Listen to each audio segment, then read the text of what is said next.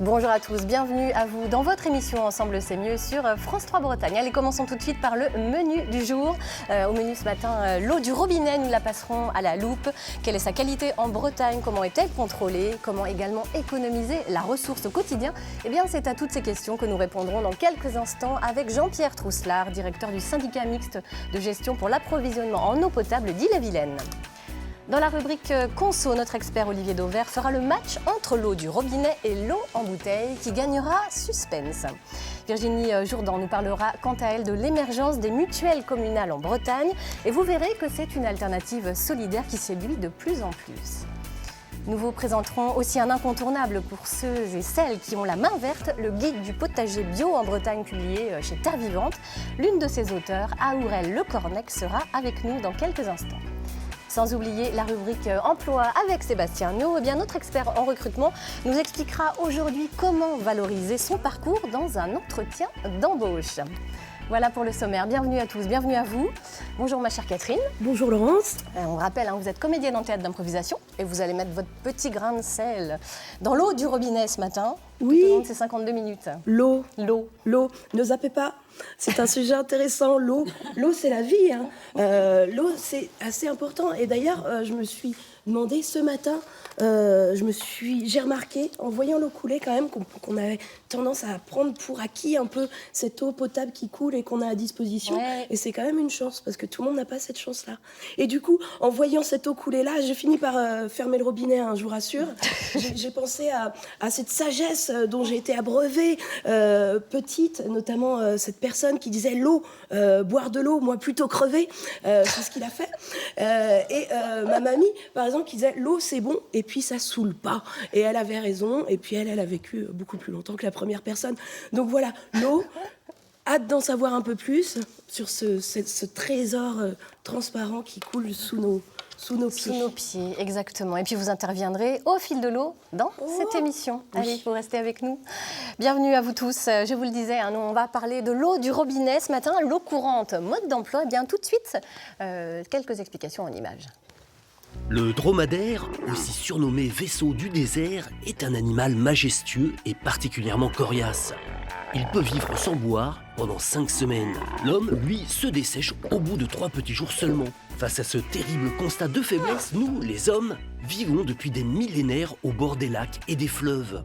En 2500 avant Jésus-Christ, le premier plombier de l'humanité équipe le palais de Knossos en Crète d'un système de canalisation qui remplit les baignoires et fait jaillir les fontaines. L'eau courante est née. Aujourd'hui, en France, 99% des foyers sont raccordés à un réseau d'eau courante. Pour cela, 550 000 km de canalisation courent sous nos pieds. L'eau est d'abord captée dans les nappes souterraines ou les rivières. Ensuite, direction l'usine de traitement. Les fournisseurs d'eau doivent vérifier qu'elle ne contient pas trop de plomb, d'arsenic ou encore de vilaines bactéries. L'eau qui arrive chez vous a été testée. C'est obligé, c'est la loi. Car comme disait Louis Pasteur, nous buvons 90% de nos maladies. Pesticides, hydrocarbures ou encore virus, on vérifie jusqu'à 70 substances nocives différentes. Mais évidemment, on ne peut trouver que les molécules que l'on cherche. Avant de couler de votre robinet, votre eau est donc filtrée, puis décantée pour éliminer les impuretés qui flottent à l'intérieur. On la désinfecte ensuite au chlore, à l'ozone ou parfois aux rayons ultraviolets. Et oui, votre eau du robinet fait de la bronzette. Pour tous ces traitements, c'est le consommateur qui trinque. Mais l'eau du robinet reste en moyenne 200 à 300 fois moins chère que l'eau en bouteille. Allez, à votre santé! À la vôtre, mais à l'eau, attention. Allez, aujourd'hui, avec notre expert conso Olivier Dauvert, nous allons parler également d'eau avec vous, mais d'eau en bouteille. On va faire un petit match, c'est ce que vous nous proposez ce matin. Et oui, parce qu'en fait, les Français, on est presque les champions du monde de la consommation d'eau en bouteille, vice-champion du monde pour être précis, 125 litres par an et par habitant. Les Italiens font encore mieux, 150 litres par an et par habitant. Pour autant, c'est vrai que, et vous ne me contredirez pas, il n'y a pas d'obligation particulière au sens médical du terme à boire de l'eau en bouteille. Alors, on peut considérer que pour les nourrissons, c'est préconisé en tous les cas par le corps médical, mais dans les faits, il n'y a pas d'obligation particulière. Et au final, on en achète 8 milliards de bouteilles par an en France et on dépense pour ça un peu plus de 3 milliards d'euros. Donc, ce n'est pas un petit marché. Alors, qu'est-ce que les consommateurs cherchent dans l'eau en bouteille, essentiellement une image de pureté. Et voilà pourquoi pourtant, la vous savez ce qu'on a dit, Oui. on boit 90% de nos maladies. Ça n'empêche que c'est ce que l'on va chercher quand on achète de l'eau en bouteille. Et donc, c'est pour ça que la plupart, et je me lève pour vous les attraper, la plupart des marques que vous connaissez viennent de la montagne, parce que montagne, pureté, ça marche très bien. Voilà. Evian, ça vient des Alpes, Vittel, ça vient des Vosges, Volvic, par exemple, ça vient du Massif central. Voilà pourquoi on achète de l'eau en bouteille principalement. Alors, je vous ai porté quelques marques, je vous les mets toutes ici. D'après vous, quelle est la plus vendue des marques que vous trouvez, parce que toutes ces marques, elles sont dans les rayons, vous voyez, j'ai même pas assez de mains pour toutes les attraper, elles sont dans les rayons des grandes surfaces. Quelle est la marque la plus vendue d'après vous? Alors là, Et je vais vous le dire, c'est évidemment la moins chère, elle s'appelle Cristalline. c'est Cristalline. Et donc, on en vend chaque année 184 millions de packs de 6. Vous voyez, le pack qui pèse 9 kilos. Et il faut que je regarde mes fiches, on en achète aussi 92 millions à l'unité, ce qui fait 1,2 milliard de bouteilles de cette marque-là. Chaque année, c'est de loin la première marque vendue. Ça pose, pour certains, un problème écologique que l'on peut entendre, c'est que ça fait beaucoup de plastique. Alors, mais les marques travaillent quand même là-dessus. Cette bouteille-là, par exemple, en 20 ans, elle s'est allégée de 2 fois son poids. Ça veut dire qu'elle pesait 50 grammes, désormais elle pèse plus que 20 grammes. C'est aussi pour ça qu'elle est moins solide. Et certains consommateurs d'ailleurs lui reprochent, vous voyez, on veut des bouteilles légères pour l'environnement, mais on trouve que c'est moins solide en apparence, donc c'est pas le moindre des paradoxes. La deuxième question que j'ai envie de vous poser, celle qui a fait le moins de kilomètres pour arriver sur le plateau, on est toujours dans le registre environnemental, on va dire. La Bretonne, là, la Planquette. Alors, effectivement, Planquette, mais à équidistance, à peu près 80 km, avec celle-là, la fameuse Cristalline.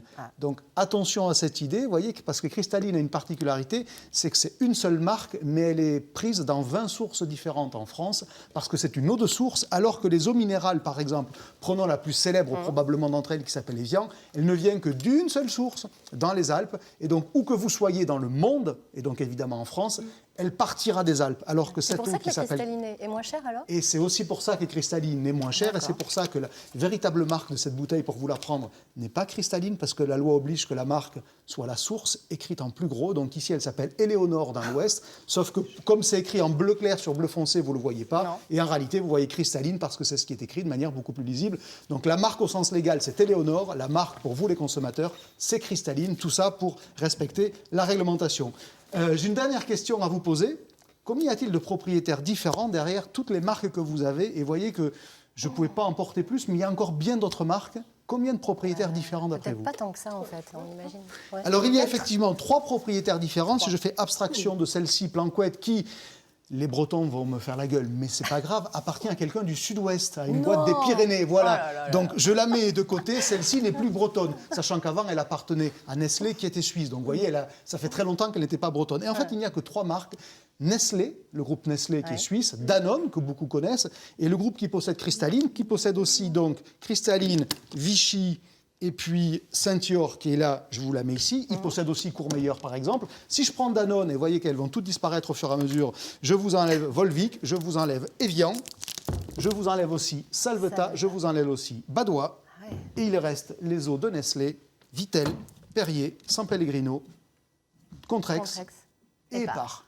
Vous voyez qu'en apparence, derrière toute cette diversité de marques, il n'y a que 3 fournisseurs principaux. C'est un marché qui est extrêmement concentré. Et pourquoi y a-t-il autant de marques? Parce que chacune a des promesses particulières. Vous voyez, si je prends par exemple Épar et Contrex qui sont ici, il y en a qui ont une vertu plutôt digestive, l'autre qui ont une vertu magnésium et amincissement. À tort ou à raison, peu importe, je ne suis pas médecin pour vous dire que ça marche ou que ça ne marche pas, mais elles ont des promesses différentes. Donc il faut bien des marques différentes et ça permet de les vendre plus cher. Les marques sont vendues entre 17 centimes pour la moins chère qui est Cristalline et à peu près 60 centimes pour les plus chers. Il y a heureusement beaucoup de promotions. 40% du marché de l'eau se fait sous promo. Il n'empêche que ça reste toujours plus cher que l'eau que vous vendez. Parce que tout ça vaut quand même entre 200, on l'a dit, et 300 fois plus cher que l'eau du robinet. Donc pour faire des économies, ce n'est pas la bonne solution. Mais au moins, vous en savez beaucoup plus ce matin sur l'eau en bouteille. Et maintenant, on va en savoir plus sur l'eau du robinet. Exactement, magnifique. Il fait les transitions en plus. C'est pas beau ça? Ces eaux-là, il faut les porter aussi. Au-delà de la santé. Ne m'insulte pas, t'as vu mes bras musclés. Oui, mais bon, c'est quand même, il faut les ramener jusqu'à chez soi, les packs d'eau aussi. Effectivement, c'est moins compliqué avec l'eau du robinet, il y a juste à tourner le petit bouton. Jean-Pierre Trousselard, bienvenue à vous. Vous invitez, vous, les Bretons, à boire l'eau du robinet. D'abord parce qu'elle est moins chère, vous confirmez, que l'eau en bouteille. Oui, tout à fait. Alors c'est vrai que nous, on parle plutôt en mètres cubes, plutôt qu'en litres. On est autour de 3-4 euros du mètre cube, donc ce qui fait 0,3-0,4 centimes. Donc c'est entre 200 fois moins cher que l'eau en bouteille. Alors vous êtes directeur du syndicat mixte de gestion pour l'approvisionnement en eau potable de l'Île-et-Vilaine. Comment elle est l'eau du robinet en Bretagne? Comment peut-on la qualifier? Bonne qualité, moyenne? Elle est de bonne qualité et elle s'est pas mal améliorée ces dernières années. Parce que c'est vrai que bon, de nos robinets coule une eau irréprochable. Il y en a qui veulent prendre de l'avance. Vous en faites pas, vous avez votre temps, c'est bon, tout va bien. Donc elle est plutôt de bonne qualité. Voilà, elle est plutôt de bonne qualité, mais je dirais dans les têtes, c'est resté que l'eau en Bretagne était polluée, notamment par les nitrates. Alors c'est cette image qui, malheureusement, du coup, effectivement... Et c'est là-dessus aussi assez sur présente. lequel jouent les grands distributeurs qui ont été cités précédemment. Mais depuis maintenant, on va dire, presque 30 ans, il y a de gros efforts qui ont été faits sur l'eau brute, donc l'eau dans les rivières. Et maintenant, il n'y a vraiment aucun souci pour consommer l'eau du robinet. Bon, alors, selon un sondage, justement, on va confirmer ce que vous dites, de l'Institut TNS Sofres de 2018, qui a été commandé par le Centre d'information sur l'eau, 74% des Bretons estiment en effet qu'elle est polluée, cette eau du robinet en Bretagne. C'est aussi l'inquiétude dont nous a fait part Pauline Kerskeven de l'association Eau et Rivières de Bretagne. On va l'écouter et on vous laissera lui répondre ensuite. Bonjour, je suis Pauline Kerskeven. Je travaille à l'association Eau et Rivières de Bretagne. On milite depuis 50 ans pour la qualité de l'eau dans notre région. On parle beaucoup en ce moment des perturbateurs endocriniens, des microplastiques. Mais qu'est-ce qui nous garantit que les normes sont efficaces et que l'eau du robinet qu'on boit ne présente pas tous ces éléments traces? Alors voilà la question, est-ce que l'eau de notre robinet est exempte de toute trace de pollution? Alors, toute trace, non. Après, ça dépend ce qu'on appelle trace, mais je dirais les concentrations, notamment dans ces produits médicamenteux qu'on peut parler aussi aujourd'hui, sont vraiment infinitésimales et ne présentent aucun danger pour la santé. En tous les cas, dans tout ce qui est eau potable, c'est vrai que par contre, il faudrait limiter quand même le rapport dans le milieu, parce que ça peut un peu perturber certains éléments, certains poissons par exemple. Quels sont les contrôles qui sont effectués? Éclairez-nous un petit peu sur cet aspect. Alors les contrôles, donc il y a deux types de contrôles. Il y a les contrôles qui sont faits par les distributeurs eux-mêmes, ce qu'on appelle l'autocontrôle. Et puis il y a les contrôles officiels qui sont réalisés par l'ARS, l'Agence régionale de santé. Et en fait, l'eau est le produit alimentaire le plus contrôlé. Parce que c'est vrai qu'on parle toujours l'eau parce que c'est assez symbolique en fait, mais c'est surtout tout l'ensemble de l'alimentation auquel il faudrait porter attention. Et en tous les cas, en France, l'eau potable est le produit alimentaire le plus surveillé. Et pour vous donner un chiffre, en Bretagne, il y a environ 15 000 prélèvements d'eau potable qui sont faits annuellement, et ça représente 500 000 analyses. En fait. Quand même. Est-ce que les Bretons boivent de l'eau du robinet ou pas? Est-ce qu'ils se tournent plus vers les eaux en bouteille? Sans doute un petit peu plus que la moyenne. Honnêtement, je ne connais pas le chiffre, mais un petit peu plus que la moyenne des Français en relation avec le sondage que vous venez de citer. Sur une moyenne nationale de consommation qui serait à 100 d'eau en bouteille, je ne parle pas d'eau du robinet, mais par ricochet, on a la réponse.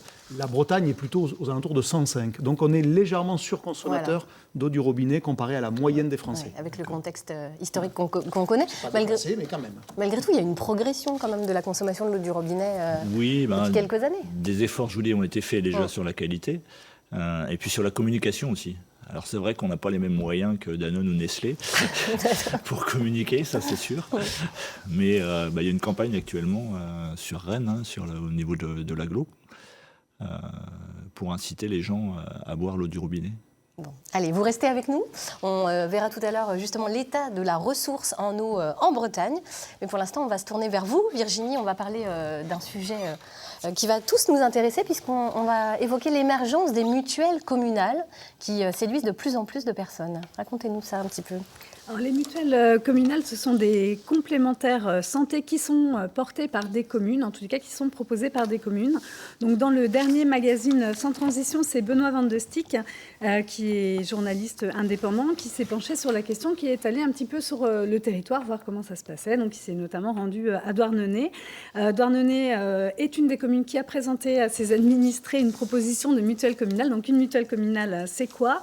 Eh bien, c'est la possibilité d'avoir plusieurs citoyens qui vivent sur un même territoire, d'adhérer à une mutuelle commune. Alors, ça ne s'adresse pas à tout le monde, puisque ça s'adresse aux retraités, ça peut s'adresser également aux travailleurs indépendants qui n'auraient pas de complémentaire santé. Ça s'adresse possiblement également à des étudiants ou des personnes sans emploi. Toute personne qui n'a pas souscrit à une complémentaire santé ou qui n'est pas salariée. Voilà. Il y a des critères de revenus ? Pas pour adhérer à une mutuelle. D'accord. Peu importe ses revenus, c'est plus une question de statut. Aujourd'hui, avec la généralisation de la mutuelle pour les salariés, c'est l'employeur qui est chargé de faire des contrats collectifs. Donc là, on s'adresse aux personnes qui ne sont pas dans ce dispositif. Cette première mutuelle communale, la première est née en 2013 dans le Vaucluse et elle commence à séduire. Donc en Bretagne, il y a une association qui s'est créée, qui s'appelle Armorique Santé Prévoyance. Elle s'est créée en 2017 et elle va à la rencontre de communes, elle va à la rencontre de citoyens pour proposer des contrats collectifs. Donc le principe, il est simple. L'idée, c'est que plus on va être nombreux à adhérer à un contrat de mutuelle, moins ce contrat va revenir cher par personne. En fait, moins il va coûter cher par personne. Aujourd'hui, cette association qui s'appelle Armorique Santé Mutuelle revendique environ 300 adhérents. Dans les communes partenaires, il y en a une quinzaine qui sont citées sur leur site. Et donc, dans ce reportage, Benoît Van de Stick est allé à la rencontre de retraités. Donc, il a pris un exemple concret. C'est un couple de retraités qui payent environ 170 € mensuels pour leur complémentaire santé. Alors, juste pour rappeler très rapidement, la complémentaire santé mutuelle, c'est quoi ? Complémentaire santé, c'est ce qui va nous permettre, une fois qu'on a eu le remboursement par la sécurité sociale, d'avoir le complément de remboursement pour arriver à un 100% de remboursement sur les frais de santé. Ce couple, par exemple, raconte avec, c'est 170 € mensuels, c'est environ 10% de leurs revenus à tous les deux. Ils ont fait une évaluation auprès de la mutuelle communale qui se montrait dans leur commune. Et de leur côté, il n'y aura pas de baisse du montant du contrat. En revanche, les garanties qu'on leur proposera sera plus importantes, notamment sur l'optique ou sur le dentaire.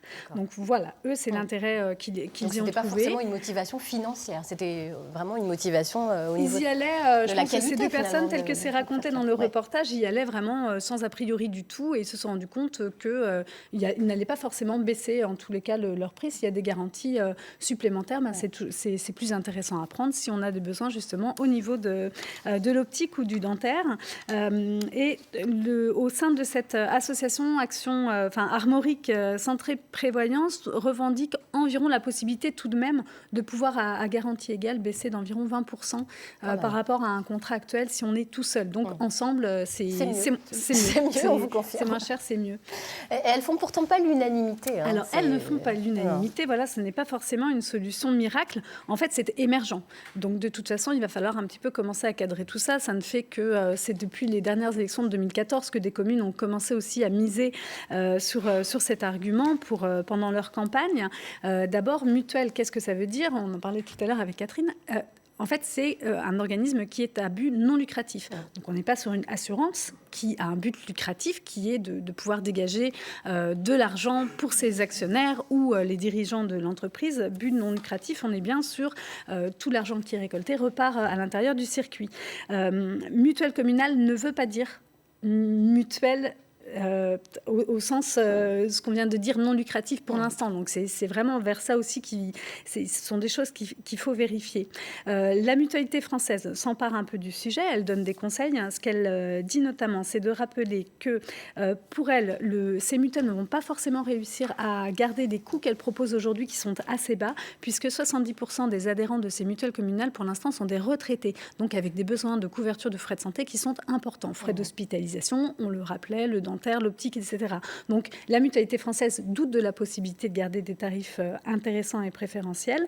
La deuxième chose, c'est de rappeler qu'il y a un taux de recours qui est très important au niveau des aides sociales aujourd'hui. Environ 30% des personnes qui ont le droit à des dispositifs sociaux par méconnaissance de leurs droits, n'y font pas appel. Donc, elle rappelle, la Mutualité française aussi préconise aux communes, avant de proposer un contrat, de bien vérifier que la personne, par exemple, ne peut pas prétendre à ce que l'on a à la CMU-C, donc c'est la couverture maladie universelle complémentaire, à laquelle on peut accéder lorsqu'on a environ 734 € de revenus mensuels lorsqu'on est une personne seule dans un foyer. Donc voilà, le recours aux droits, très important.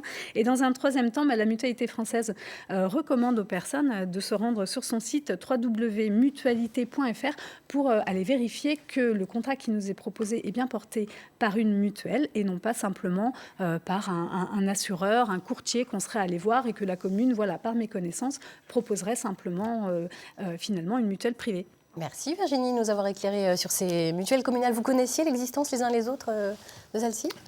Moi, je ne connaissais pas, mais en fait, c'est un peu impropre quand on dit mutuelle, puisque c'est un groupement de consommateurs qui achètent ensemble. C'est comme si on se mettait tous ensemble pour acheter un modèle de voiture et qu'on allait le négocier. Donc, ce n'est pas la mutuelle qui est communale. Elle groupe des gens qui vont adhérer ensuite à la même mutuelle parce qu'elle n'a pas les moyens d'assurer le risque. Parce qu'avec que des retraités, voilà, ça ne va pas le faire longtemps. Voilà. La Mutualité française a tout à fait raison dans son analyse. Voilà, et d'ailleurs, un des petits points qui était soulevé, c'est qu'une mutuelle a aussi des actions de prévoyance, de santé, et donc c'est pas simplement fournir un contrat, c'est aussi être en mesure de venir en aide s'il y a besoin, de faire de la prévention sur l'activité sportive. Enfin voilà, il y a tous ces volets-là qui ne doivent pas être oubliés. Tout à fait. Allez, on va relayer maintenant ce matin l'appel à la solidarité que nous a lancé Michel Campion, qui est directeur de l'association Vers le Jardin. Un appel pour acquérir des arbres afin de créer une forêt dans le Finistère. Je vous propose un petit teaser du feuilleton qui vous attend un peu plus tard dans l'émission. Bonjour à tous, âmes solidaires. Je me trouve aujourd'hui devant la ferme à Raymonde. La joyeuse équipe qui se trouve ici a le projet un peu perché de planter une forêt de plusieurs centaines d'arbres. Je m'en vais de ce pas retrouver Michel, le meneur joyeux de cette association Vers le Jardin, qui apparemment a un petit problème pour pouvoir trouver de jeunes pousses. Vous êtes partant ? Moi, ça me branche. Proposera ce feuilleton tout au long de cette semaine. Jean-Pierre Trousselard, je me tourne à nouveau vers vous, puisqu'on parlait de la ressource en eau. Est-elle suffisante en Bretagne ? Elle est suffisante, mais limitée. On a connu notamment en 2016-2017 une importante sécheresse. Et là, s'il n'y avait pas plu les 15 jours ou 3 dernières semaines, on était à peu près dans le même tempo, c'est-à-dire qu'on aurait été limite pour cet été. Est-ce qu'il est important pour vous d'économiser la ressource et comment faire ? Est-ce qu'il y a des techniques, des conseils que vous pouvez donner Oui, un grand oui. Il faut économiser la ressource pour plusieurs raisons. Parce qu'elle est limitée, c'est la première raison. Et après, pour les soucis écologiques aussi, parce qu'il y a des coûts de traitement, des coûts d'acheminement énergétique, etc. Allez, je vous propose maintenant qu'on voit un exemple de sensibilisation qui est faite auprès du grand public dans le bassin rennais. Des jeunes, justement, en service civique, on en parlait tout à l'heure, font du porte-à-porte pour inviter aux économies d'eau. Eh bien, c'est un reportage de Gilles Le Morvan et de Christophe Rousseau qui les ont suivis. En jaune, ce sont des étudiants en service civique. Avec l'ingénieur qui les accompagne, ils ont pour mission de rendre visite à des particuliers volontaires. Bonjour monsieur. Bonjour monsieur. Pour les inciter à faire des économies d'eau, et souvent c'est possible, dans un foyer comme celui de Marcel, 2 personnes à la maison, la consommation moyenne, lui dit Lucie, logiquement c'est 60 mètres cubes. Moi c'est beaucoup plus en fait. Et du coup Marcel va vérifier sa facture. 97 ou 99 mètres cubes. Oui, c'est beaucoup. Alors pour le convaincre qu'il peut faire mieux, les ambassadeurs de l'eau vont mesurer le débit au robinet. Dans la cuisine à la louche, 11 litres par minute, dans la salle de bain, 12 litres. Mais avec un bouchon mousseur en revanche qui va mélanger sous pression de l'air avec de l'eau, le gaspillage est limité avec un confort identique pour prendre sa douche ou se laver les mains. 6 litres minute. D'accord, ça divise par 2. Il faut faire attention à l'eau.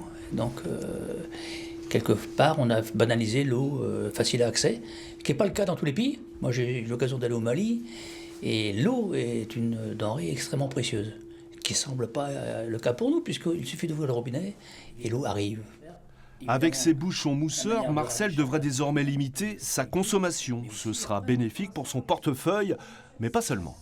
Du fait du changement climatique, il pleut moins, donc nos réserves en eau se remplissent moins. Et d'autre part, on est sur un territoire qui accueille de plus en plus de population. Et donc on incite tous les consommateurs du bassin rennais à faire une économie.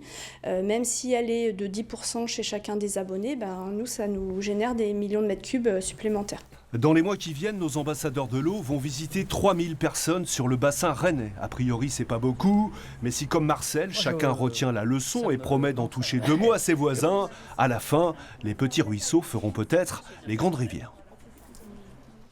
Voilà, Aurel Le Cornec et Sébastien Nau nous ont rejoints. On parlera de jardin tout à l'heure et d'emploi. J'ai envie de vous demander, Jean-Pierre Trousselard, je le rappelle pour les téléspectateurs qui nous rejoindraient, vous êtes directeur du syndicat mixte de gestion pour l'approvisionnement en eau potable en Ille-et-Vilaine. Quelle est la consommation moyenne des Bretons en eau courante? On va être très pragmatique, très concret. Alors, si on parle des habitants, c'est environ 90 litres par jour par habitant, donc une trentaine de mètres cubes à l'année. C'est toujours trop. C'est toujours trop. C'est toujours trop. Alors, on l'a vu tout à l'heure dans le reportage, il y a des moyens d'économiser l'eau. Est-ce que vous pouvez nous donner des petits conseils justement pour moins consommer? C'est des choses toutes simples parfois. Voilà, quelques moyens techniques comme ceux qui viennent d'être présentés dans le reportage, ce qu'on peut appeler des mousseurs pour faire simple. Mousseurs, c'est ça? Ouais. Oui, il y a plusieurs noms, mais bon, voilà, ça limite en gros le débit à votre robinet ou à votre douche.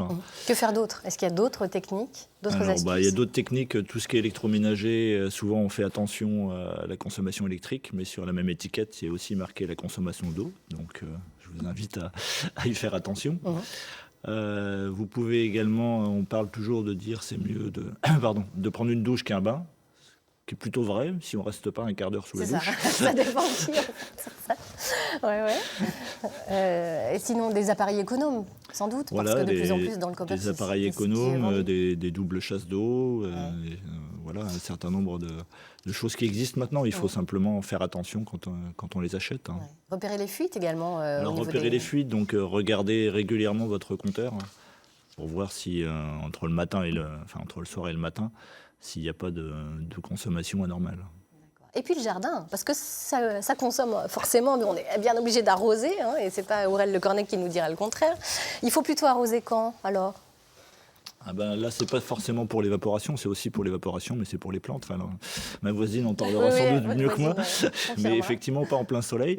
C'est pas le soir plutôt, mais plutôt le soir. Oui. Pour éviter l'évaporation, que l'évaporation soit moins forte. Je vous propose maintenant de nous intéresser à ce que devient l'eau après usage. On fait tout, on fait le service après-vente également. Elle est épurée avant son retour dans le milieu naturel, bien entendu. Et bien notre amie Billy s'est rendue dans la station d'épuration de Borade. Elle traite les eaux usées de la ville de Rennes. Billy, c'est à vous. Bonjour Fabien, ça va bien? Bonjour Billy, ça va très bien. Alors, nous sommes ici aujourd'hui à la station d'épuration de Borade, c'est ça? C'est exactement ça, oui. Et nous, on s'est posé une question, c'est de savoir, une fois que l'eau a coulé à notre robinet, qu'on a pris notre douche, nettoyée, etc., que devient cette eau ici, dans cette station d'épuration? C'est bien ça notre question de départ. Eh bien effectivement, oui. Après avoir un usage de l'eau chez vous, on va s'assurer qu'on collecte toute cette eau sale pour l'amener à l'entrée de la station d'épuration. Ok. Alors, la station a une capacité maximum de traiter les eaux usées de 360 000 habitants. Ah oui, donc là, c'est pas une petite station d'épuration de maison qu'on a, là, c'est un gros morceau. C'est une grosse station à l'échelle industrielle, effectivement. Oui. D'accord. Donc l'eau, elle arrive ici, c'est ça? C'est ça. Et donc, on va emmener les eaux usées qui contiennent des polluants dans des grands bassins où on va cultiver des micro-organismes qui ont la particularité d'absorber ces polluants et de nettoyer donc les eaux usées qu'on reçoit. On rajoute aucun produit chimique dedans là pour faire le traitement? Alors, on rajoute un tout petit produit chimique pour permettre de tenir les normes très strictes sur les rejets en phosphore. C'est-à-dire que ce que vous avez dans vos lessives, quand on vous parle de lessive sans phosphate, effectivement, c'est assez compliqué à épurer biologiquement. Et donc là, on va venir s'aider d'un petit ajout de réactif. Et donc, une fois qu'on a traité toute cette eau et tout ça, on en fait quoi? Elle va directement au robinet? Ou alors, comment ça se passe? On va la rejeter dans la nature? Qu'est-ce qu'on en fait de cette eau une fois qu'elle est traitée? Alors non. Alors là, ça bosse. Ouais, ça travaille, effectivement. Le rôle de la station d'épuration, c'est de récupérer des eaux usées sales à l'entrée de l'usine, de nettoyer donc, par un procédé biologique toute cette eau sale et de remettre au milieu naturel, donc généralement c'est dans une rivière, une eau qui permet d'améliorer la qualité de la rivière. Par contre, ce qui sort de l'usine n'est pas de l'eau potable. Ça, c'est vraiment des usines dédiées qui vont avoir ce rôle de potabiliser Alors, elle n'est pas potable dans le sens où elle n'est pas chargée en... Pourquoi elle n'est pas potable? Parce que si on la remet dans la rivière, c'est qu'elle n'est pas si mauvaise que ça. Elle n'est pas mauvaise, elle participe à l'amélioration du milieu naturel. Par contre, tu ne peux pas prendre un verre à la sortie de cette usine et le boire. Ce serait dangereux pour nous. Voilà, ça serait dangereux dans le sens où on ne va pas nous désinfecter l'eau. Donc même si l'eau est dépolluée, nettoyée, il reste encore énormément de bactéries et de virus à l'intérieur. Que la nature va faire derrière, voilà. en fait. Ah, ouais. Que la rivière va se finir de nettoyer et que l'usine de potabilisation qui va être en aval va être capable, elle, de traiter de façon très fine. Ça marche. Alors là, ça y est, on arrive à la fin donc, de la station. Autant tout à l'heure, là, c'était le bruit, les torrents, etc. Autant là, c'est le calme plat. Effectivement, Billy, c'est beaucoup plus calme sur cette zone de l'usine. Ouais. Pourquoi ? Tout simplement parce que les ouvrages qui sont derrière nous ont pour objectif de venir séparer les bactéries de l'eau qui est devenue propre. D'accord. L'eau propre va être en surface de tous ces bassins et les bactéries vont tomber tout simplement au fond de l'ouvrage. Alors l'eau propre, une fois qu'elle est là en hauteur, elle part où après? Alors l'eau, elle va être collectée sur la périphérie de tous ces bassins qui sont circulaires. D'accord. Et on va la renvoyer vers la rivière. Directement dans la rivière. On va lui faire passer une étape supplémentaire malgré tout, à savoir, elle va transiter sur une étape de filtration avant d'être réellement rejetée dans la rivière. Donc là, on a une eau qui n'est pas potable, mais qui est pratiquement pure. Enfin, pure, peut-être pas, mais en tout cas, elle est très bien pour l'environnement. Qui n'est pas pure, mais comme tu dis, elle est très bien pour l'environnement et elle participe à l'amélioration de la rivière qui la reçoit. Eh bien, ça marche. Eh bien, merci beaucoup pour cette belle visite ce matin. On a appris plein de choses. Et puis, à très bientôt alors. Au revoir tout le monde. Merci Billy. Merci à tous les deux. Alors, très instructif ce reportage. Qu'est-ce que ça vous inspire ? En fait, c'est complémentaire. Moi, je suis du côté amont, on va dire. Ça dépend parce que je prélève l'eau aussi dans les rivières, donc je trouve un peu des deux côtés. Mais c'est quand même important, effectivement, de montrer aux gens que la pollution, elle est arrêtée à certains endroits, donc dans les usines de traitement, en l'occurrence, soit d'eau usée, ou soit d'eau potable après, puisque votre reportage a bien montré, et je le confirme, il ne faut pas boire l'eau des rivières. sinon, vous allez être malade, pour des problèmes de bactériens essentiellement. Qu'est-ce qu'on a, selon vous, à gagner à préserver la ressource en eau ? Beaucoup de choses.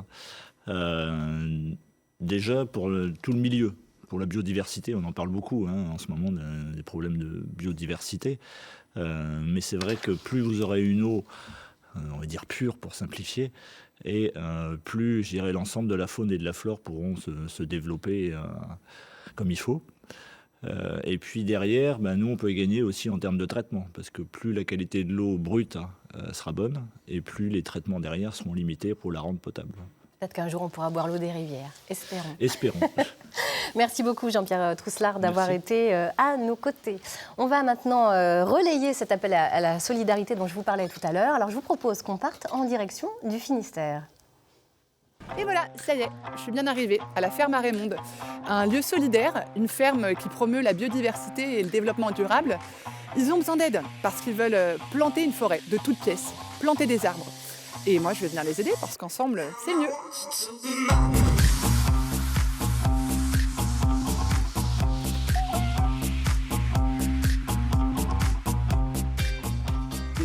Je vais aller retrouver l'équipe qui va faire la plantation d'arbres et essayer d'en savoir un peu plus. Michel ? Oui. Bonjour. Bonjour. Comment ça se prépare, la plantation ? Là, on est en train de faire un débriefing pour après-midi pour préparer la fête d'hiver. C'est la première année que vous faites ça ? Ah non, c'est pas la première année. On fait ça depuis 15 ans. On fête les saisons depuis 15 ans. Mais c'est la première grande fête qu'on organise ici sur la ferme à Raymonde.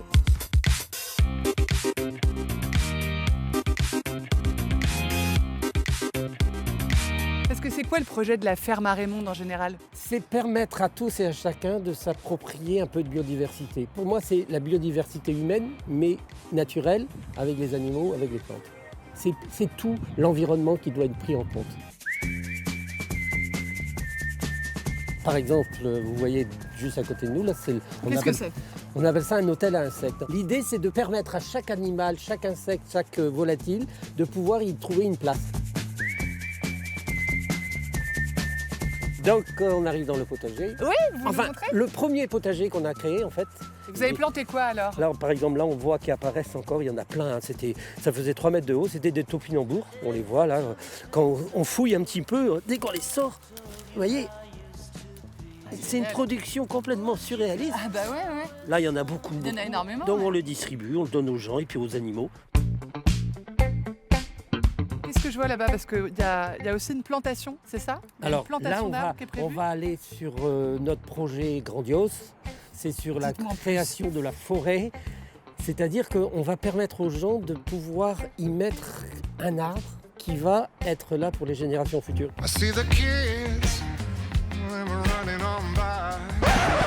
J'ai bien fait de prendre mes bottes, moi. Le but, c'est d'en mettre 300, 400. D'accord. Voire plus quand on pourra trouver un peu plus de terrain. Et moi, je peux vous en ramener combien ? J'en sais rien. Moi, je pense que je peux vous en ramener au moins 30. Écoutez, c'est le bonheur.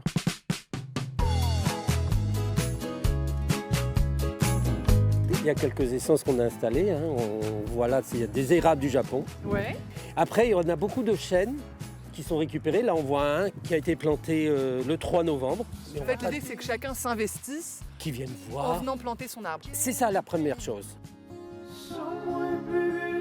Une jeune fille un jour qui vient nous voir, elle dit « J'ai perdu ma meilleure amie au printemps et on aimerait, avec 10 copines, on était très proches, de planter un arbre sur la forêt Raymond. » Elle m'a demandé si c'était possible qu'elle vienne de temps en temps célébrer l'anniversaire, les choses, les trucs, les machins. Et je lui dis « Ben ouais, au contraire. Et on pourra mettre des décors ?» Oui, au contraire. C'est un arbre du souvenir, en fait. C'est un arbre du souvenir, pour eux, pour elles.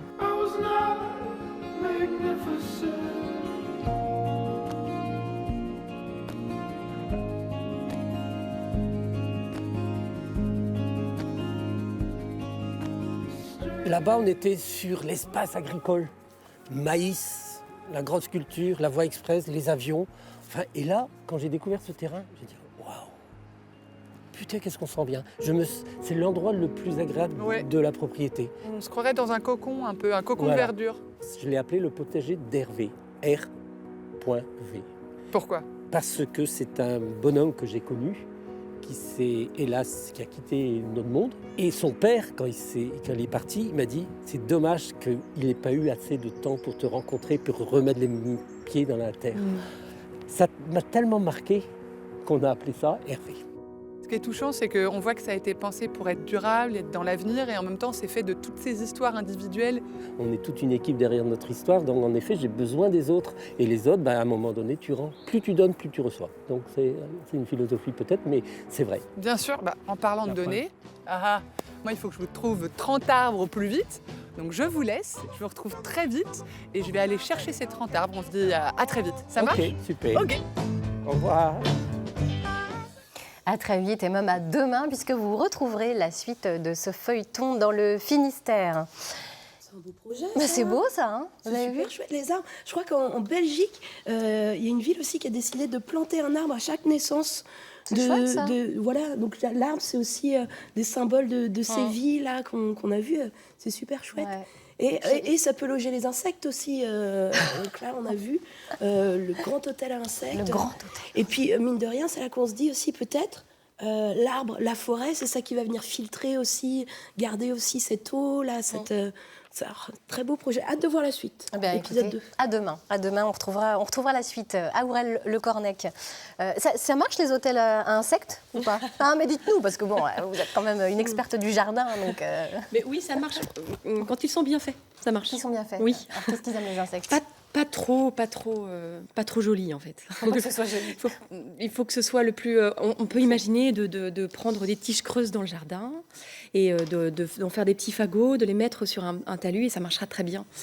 Donc au plus simple. C'est beaucoup plus simple et plus naturel. Mais ça a quand même de grandes vertus pédagogiques. Donc même si on n'a pas trop d'insectes à s'installer, c'est pas si grave que ça.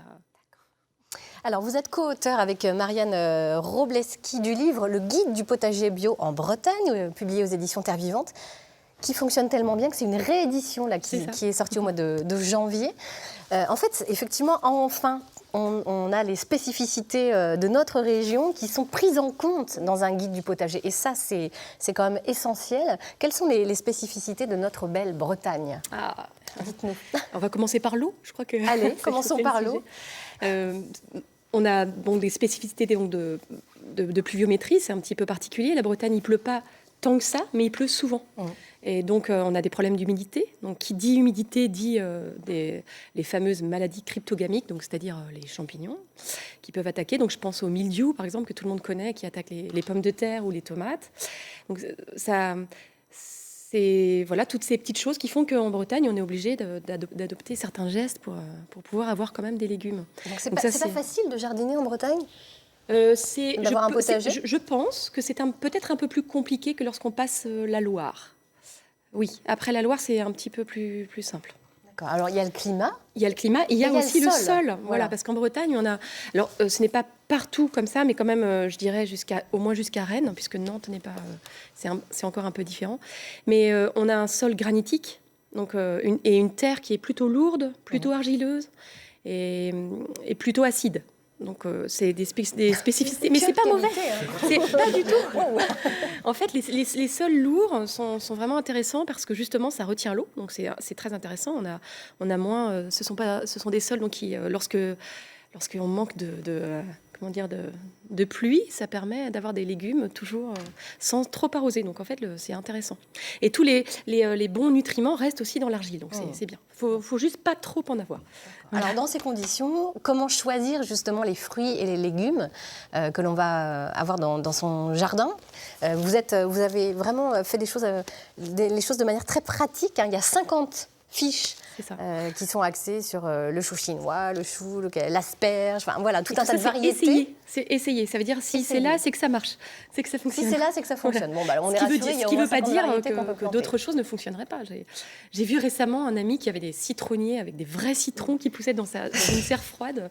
Donc oui, tout à fait. On peut envisager encore plein d'autres choses. Alors, vous nous donnez des conseils très pratiques. Quand planter, comment planter. Est-ce que vous avez des conseils à nous donner sur certaines variétés, certaines choses? Le conseil que je pourrais donner, par exemple, on a toujours très envie, même en Bretagne, de cultiver des tomates. Par exemple, les tomates, c'est quand même super. C'est le légume du soleil, c'est l'été. On a très envie de manger des tomates bien juteuses. En Bretagne, la problématique, c'est toujours un problème plus d'humidité. Je conseille de couvrir, même si c'est un tout petit peu, même si pas forcément une serre, pas forcément. Mais alors comment près de Rennes, par exemple, ça peut être juste un petit auvent. Donc au sud, un peu au sud, et qui soit couvert. C'est-à-dire qu'il n'y ait pas d'humidité qui vienne stagner sur les feuilles. Voilà. Un hôtel à tomates, quoi, avec un petit abri. Avec un petit abri. Un parapluie à tomates. C'est parfait. Un petit kawaii à tomates. Voilà. C'est bien, une petite tomate. Le paillage et le compost sont également nos alliés. Ça, c'est ce que vous conseillez? C'est vital. La terre ne doit jamais rester à nu. Jamais. C'est vraiment un principe de base dans le jardin écologique. C'est très, très important. Et on voit d'ailleurs que même les agriculteurs intensifs en Bretagne et partout ailleurs d'ailleurs ont l'obligation maintenant de couvrir leur sol pour justement éviter de polluer l'eau. Parce qu'il faut imaginer la pluie tombe et tous les nutriments, mais aussi les pesticides, les engrais vont ruisseler et aller jusqu'à la rivière.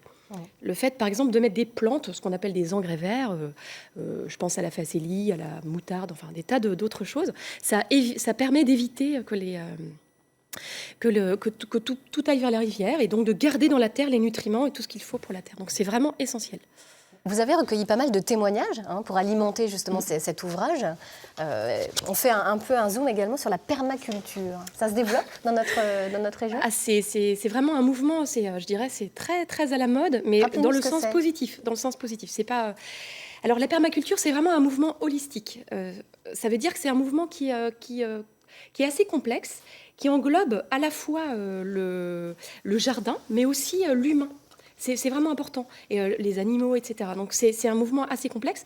Si on essaie de le reproduire pour des personnes qui commencent, Au jardin, c'est par exemple évidemment de tout le temps pailler, de tout le temps couvrir son sol, mais aussi des techniques de jardinage comme les lasagnes végétales. Donc ça ne se mange pas. Qu'est-ce que c'est les lasagnes végétales? Expliquez-nous rapidement. Les lasagnes, ça permet de cultiver même lorsqu'on a un sol complètement dégradé. On pourrait imaginer de cultiver sur du goudron, par exemple, ce qui est un peu étonnant. Donc ce sont des couches successives de matière verte et de matière...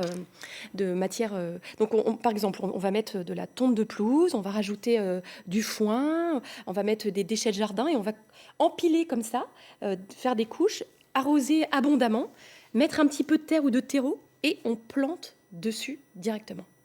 Wow. Et ça permet donc de faire du hors-sol, mais écologique. Et donc d'améliorer, et ensuite, et ça pousse, et ça marche très, très, très bien. C'est vraiment, vraiment super. Eh ben, écoutez, donc même quand la terre est mauvaise, même quand... voilà. Merci beaucoup. Et donc, tous ces conseils, on les retrouve dans le guide du potager bio, qu'on trouve en jardinerie, en librairie, et puis sur le site internet des éditions Terre Vivante, qui s'affiche sur votre écran. Vous connaissiez tous les lasagnes végétales, vous connaissiez ça? Vous connaissiez? Ma femme en a fait l'an passé. Ok, eh ben écoutez... Donc on pourrait faire là, par exemple, ouais, dans le studio, c'est ça, on va tenter. On peut envisager... Alors par contre, il va y avoir un petit problème de soleil. Je vous le dis tout de suite. Oui, peut-être, oui. Mais on fera un petit parapluie à lumière. Allez. Oui. Mais Sébastien, on va parler d'emploi avec vous maintenant. Ah oui. Dites-nous tout. Alors Laurence, aujourd'hui on va parler, il y a bon nombre de candidats qui me posent la question, quand ils passent un entretien de recrutement, ils me disent, voilà, il faut que je parle de mon CV, quelle est la meilleure solution? Est-ce que je dois apprendre par cœur mon parcours Alors on ne va pas faire comme les lasagnes, on ne va pas mettre voilà. job, plus job, plus job, plus job, plus non, job. C'est ça, est-ce que je dois le faire par compétence? Enfin bref, à un moment donné, c'est un peu flou. Donc il y a des choses... jamais simple de parler de soi. Non, jamais simple de parler de soi. Il faut se rappeler une chose, le b.a.-ba, c'est si on va à un entretien de recrutement, c'est qu'en face, l'entreprise a un besoin, une problématique, même si j'aime pas le mot problématique, à résoudre. Et donc, par exemple, s'ils recherchent un assistant ou une assistante parce que les commerciaux font mal leur reporting, ils vont aller regarder dans les expériences, dans la manière, dans votre parcours, ce que vous avez pu mettre en avant sur ce fameux reporting. Donc, ça, c'est le premier aspect. Il faut éviter, quand on parle de son parcours, de se mettre d'abord en avant, c'est-à-dire moi je veux, moi, parce que l'entreprise, elle fait la même chose, elle va regarder chez vous ce qu'elle peut avoir. On voit des candidats qui, avant même l'entretien, je l'ai vécu encore la semaine dernière, qui vont dire, attendez, avant de venir chez vous, je veux vous rappeler que mon salaire, j'aimerais avoir ça, et que les horaires, c'est plutôt ça. Non mais je l'ai vu. En gros, je pose mes conditions. Maintenant, avec le coût du carburant, peut-être que les gens veulent être sûrs avant de se déplacer aussi. Peut-être. Bon, pour éviter la goutte d'eau qui fait déborder le vase, on va se centrer vraiment sur le poste. Donc là-dessus, il faut attirer l'attention de vos recruteurs, des interlocuteurs. Donc, parce que quand on énumère son parcours date par date, on a tendance à endormir. Imaginez le recruteur, il a fait 5 entretiens à la suite, il est avec son 5e café, donc il va falloir lui raconter votre parcours sous forme de récit. Pourquoi je dis récit? Parce qu'il va falloir lui raconter une histoire, l'histoire de votre vie professionnelle. Il faut le captiver, quoi. Il faut le captiver. Et donc, vous allez scénariser tout ça. Donc, pas besoin d'apprendre par cœur, mais le scénariser. Il y a le gentil, le méchant, la problématique et le sauveur. Quelque part, je schématise parce que j'ai pas beaucoup de temps, mais c'est un peu ça. Par exemple, voilà, dans ma carrière professionnelle, j'étais à un moment donné commercial. J'ai dû faire face à une concurrence féroce et méchant qui avait des pratiques douteuses, des big méchants. Donc, qu'est-ce que j'ai fait par rapport à ça? J'ai mis en place un système de recommandation qui a permis de mettre une plateforme et blablabla. Et à la fin, nous avons fait plus de 25% de chiffre d'affaires. Et là, vous avez la cape. Je suis le sauveur. Et là, vous avez votre recruteur qui vous écoute, qui écoute l'histoire. On y met des chiffres aussi pour donner des repères spatio-temporels là-dessus assez forts pour avancer. D'accord ? C'est ça. Donc, une fois que vous avez fait ça, vous évitez après forcément, encore une fois, de revenir. Vous vendez d'abord. Vous vendez. Vous négociez après. On se vend et après, on discute. Voilà. Donc, et on se prépare aux petites questions. Une petite anecdote, par exemple, puisque vous parlez de votre parcours et on peut vous couper, parce qu'à un moment donné, certains recruteurs disent « Oh là là, lui, c'est bien rodé, son truc là. Je suis captivé. » Donc, on va sortir, par exemple, les commerciaux, on leur dit souvent vendez-moi ce stylo. Il y a encore cette question-là. Allez, montrez-moi que vous êtes un bon commercial, vendez-moi ce stylo. Il y a un petit malin qui a fait fort. Il a dit non, moi le stylo, ça ne m'intéresse pas, je préfère votre montre, je vais vous vendre votre montre. Donc il prend la montre du directeur commercial qui était là, et puis il la met à son poignet, et il se lève, et puis il se dit bon, en fait, tout compte fait, le poste ne m'intéresse pas. Et il commence à partir. Et là, le directeur commercial, et ma montre, ah ben c'est 200 €, monsieur. Très fort, très fort. Donc, tout ça pour dire qu'il faut se préparer. Il a fini en prison. Il n'a pas eu besoin du job, du coup, parce que... Il faut se préparer à ces petites questions qui peuvent vous déstabiliser. Donc, on retient, on scénarise sa vie professionnelle par rapport à l'objectif de la société et on se prépare aux petites questions. Et normalement, on reste naturel et tout devrait bien se passer. Et on ne part pas si thématiquement avec la montre du directeur, quand même. Parce que nous, on décline toute responsabilité là-dessus. Merci beaucoup, Sébastien. Et bien voilà, nous sommes déjà à la fin de cette émission. Ma chère Catherine, un petit mot avant de se quitter? Oui, c'est fantastique. Sur le recrutement... Vous n'avez pas de monde, vous dites donc. Non, parce que je n'ai pas passé d'entretien d'embauche dernièrement. Mais maintenant, on sait qu'il faut dire... Il était une fois une entreprise qui avait des besoins. Hop, insérer chiffres là-dedans. Et heureusement, je suis arrivée pour répondre à vos besoins. Un peu comme un film hollywoodien et tout. C'est pas mal, ça. Il faudra mettre la musique épique. Peut-être venir avec un magnétophone. Oh non, ah non, c'est bien. Ça donne envie. Ah. Faites gaffe, Sébastien va partir avec votre montre. Il y a une montre. Faites voir votre montre. Non, mais elle va partir avec, c'est sûr. Bah voilà, j'en étais sûre. Merci. Merci beaucoup d'avoir été avec nous, à tous. En vue d'une prochaine émission, on attend vos témoignages, vos réactions sur le vélo en ville. Êtes-vous un adepte? Quels avantages y voyez-vous? Comment assurer votre sécurité au maximum? Eh bien, contactez-nous pour nous faire part de vos témoignages. Pour cela, le numéro de téléphone s'affiche sur votre écran ou l'adresse mail ou bien également la page Facebook Ensemble, c'est mieux avec France 3. Voilà, eh bien écoutez, merci à tous d'avoir suivi cette émission. On se retrouve avec un immense plaisir demain, mardi, autour du thème principal de la sensibilité aux ondes. J'en connais une, ça y est, qui a volé la montre de Sébastien No, j'en étais sûre. Allez, très belle journée sur France 3 Bretagne. Dans quelques minutes, place à votre journal régional. Kenavo.